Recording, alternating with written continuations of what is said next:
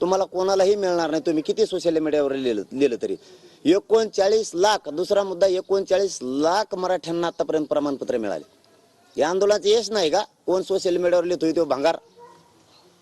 हे यश नाही का 39 लाख लोकांचं कल्याण झालंय? हे आंदोलनाचं यश नाही, काय नाही मिळालं म्हणतात. तुला काय मिळायला पाहिजे? पैसे, पद? तुझ्यासाठी आंदोलनच नाहीये. हे गोरगरीब मराठ्यांच्या लेकरांसाठी आंदोलन आहे. ते मोठे झालेत, त्यांना खूप मिळालं गोरगरिबांना. हे सांगण्यासाठी पुन्हा मी याच्यावरती आलोय. 2000 आणि 2001चा कायदा हे ओबीसी आरक्षणासाठी झालेला आहे. तिसरा मुद्दा सांगतोय,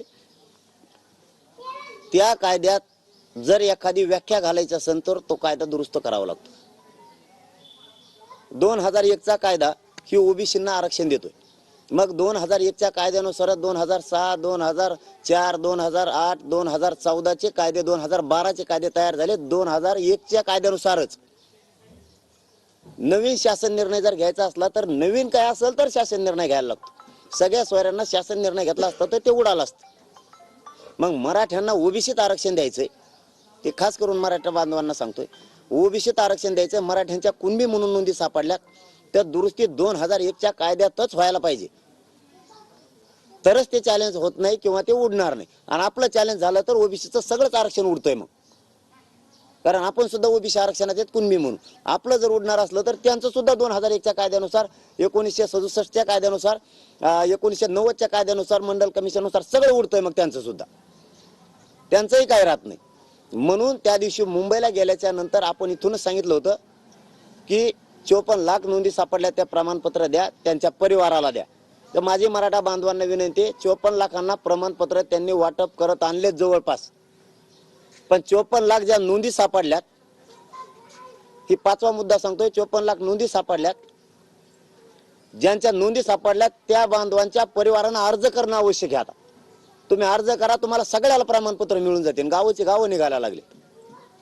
मग आपण सांगितलं होतं की ते 54 लाख नोंदी त्यांना प्रमाणपत्र द्या आणि त्यांच्या परिवाराला पण द्या. तर परिवाराने अर्ज केले, त्यांचे पण निघायला लागले. असे कित्येक तरी गाव आहेत तिथे गावोचे गावं निघायला लागलेत. आपण सुद्धा ज्यांच्या नोंदी निघाल्या त्या परिवाराने तातडीने अर्ज सादर करा आणि आपण आपले प्रमाणपत्र काढून घ्या. आपण सांगितलं होतं मुंबईला शांततेत जाणार आणि शांततेत आरक्षणच घेऊन येणार. आम्ही मोकळे माघारी येणार नाहीत. आरक्षण म्हणजे काय तिथं घमेल्या ठुललं होतं की एखाद्या म्हणून गुन्हे घेऊन यायचंय? आरक्षण म्हणजे हे कायद्याचं राज्य आहे. तुम्हाला कायद्यात दुरुस्ती करावं लागेल, त्याचा अध्यादेश काढावा लागेल, तरच मराठ्यांना कायमस्वरूपी टिकणारं आरक्षण मिळणार आहे, नाही तर मिळणार नाही. आणि हेच सगळ्या सोयऱ्यांचा जो आपल्याला अध्यादेश काढायचा होता, जो अधिसूचना काढायची होती, त्याला 2 महिन्यापासून सरकार जाणून बुजून काढत नव्हतं. कारण त्याच्या दबावाखाली येऊन सरकार काढत नव्हतं. आपण सांगितलं तुम्हाला जर तेव पाहिजे असला तर मराठे तुम्ही आता डोक्यातून काढून टाका, तुमचे आहेत म्हणून. आणि मराठ्यांचे पोरं करोडोच्या संख्येनं मुंबईत गेले म्हणून सरकारनं पुण्यापासूनच सुरू केलंय. पुणे, लोणावळा, वाशी की आम्ही करतोय, पण आपल्याला करतोय नव्हतं पाहिजे, अध्यादेशच पाहिजे होता लिखित, आणि तो पण राजपत्रितच पाहिजे होता.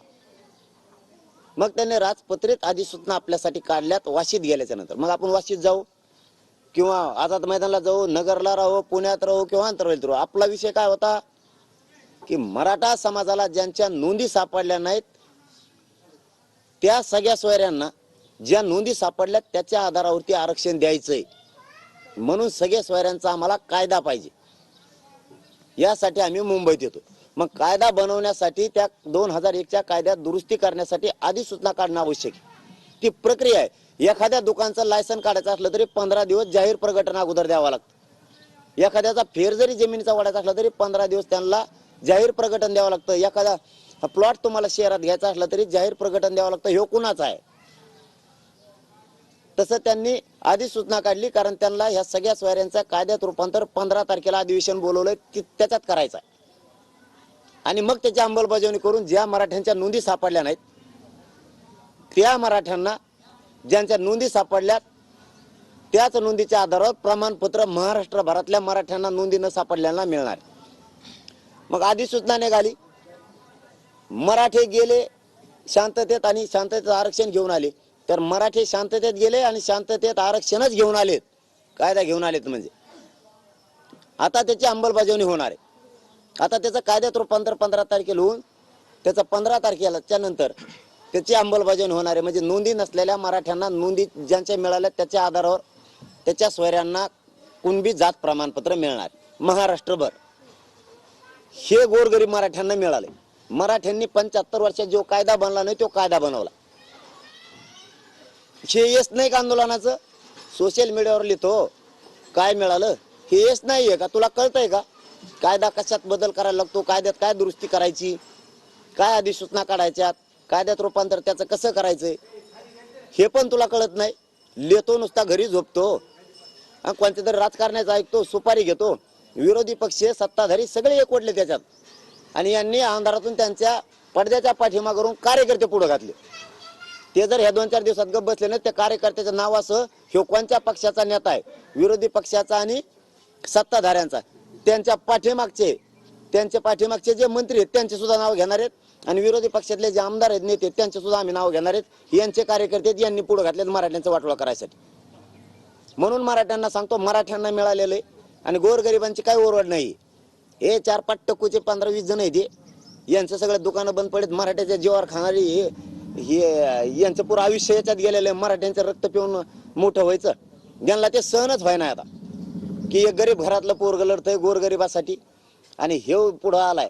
हे यांची सगळ्यात मोठी पोटदुखी, की हे पुढं आलाय आणि हे प्रश्नच मारी काढतो, हे फुटत नाही, मॅनेज होत नाही, आपलं काय होणार आहे आता, ही पोटदुखी यांची सगळ्यांची.